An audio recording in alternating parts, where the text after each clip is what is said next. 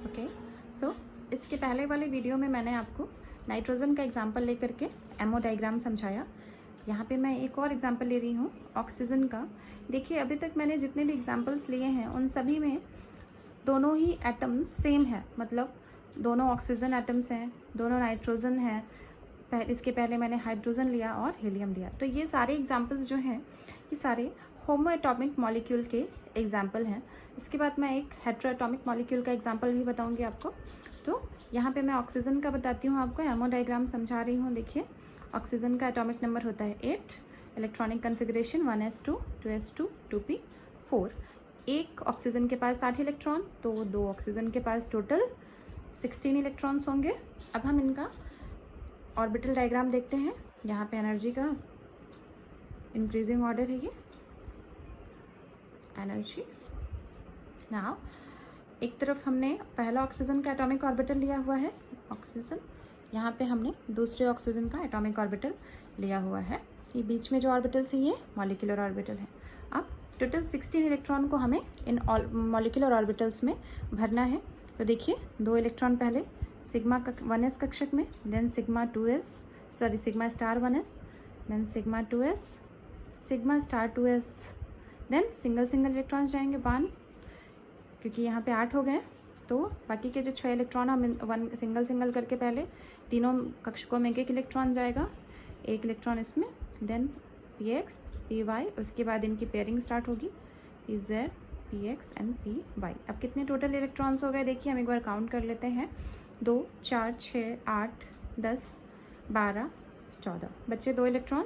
तो ये पहले एक इलेक्ट्रॉन इस कक्षक में और एक इलेक्ट्रॉन इस कक्षक में, टोटल 16 इलेक्ट्रॉन्स हो गए। तो ये है ऑक्सीजन का एमओ डायग्राम। अब हम इस डायग्राम की हेल्प से ऑक्सीजन का भी बॉन्ड ऑर्डर कैलकुलेट कर सकते हैं। तो हम पहले इलेक्ट्रॉन्स की काउंटिंग कर लेते हैं। बॉन्डिंग ऑर्बिटल में कितने इलेक्ट्रॉन हैं देखिए, 2 1s में हैं, 2 2s में हैं, 2 ये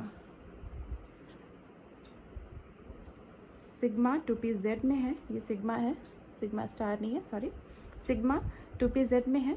तो 2 4 2 6 यहाँ पे हो गए, और 8 और ये 10, 2 px में है, पाई px में और पाई 2py में। तो टोटल 10 बॉन्डिंग इलेक्ट्रॉन्स हैं, और 2 2 4 और यहाँ पे 2 6 एंटी बॉन्डिंग इलेक्ट्रॉन्स हैं।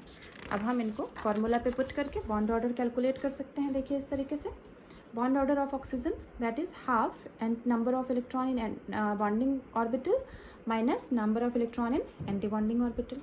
बॉन्डिंग में हमने देखा कि टोटल 10 इलेक्ट्रॉन्स हैं और एंटी बॉन्डिंग में टोटल 6 इलेक्ट्रॉन है। तो हमें जो मिलेगा सॉल्व करने के बाद वो आता है 2। अब हम यहाँ पे क्या क्या चीज़ें कंक्लूड कर सकते हैं। पहला, हमें पॉजिटिव वैल्यू मिली है, वैल्यू 0 नहीं है, मतलब ऑक्सीजन मॉलिक्यूल स्टेबल है, एग्जिस्ट करता है।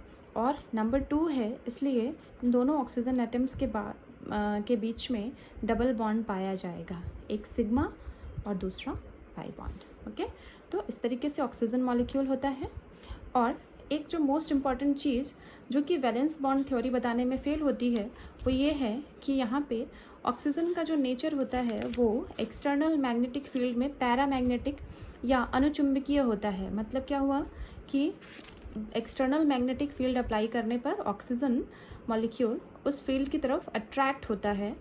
ये जो पैरामैग्नेटिक बिहेवियर होता है ऑक्सीजन का, ये इसलिए है क्योंकि अगर आप ध्यान से देखेंगे तो यहाँ पे ऑक्सीजन के मॉलिक्यूलर ऑर्बिटल डायग्राम में 2 सिंगल इलेक्ट्रॉन्स हैं।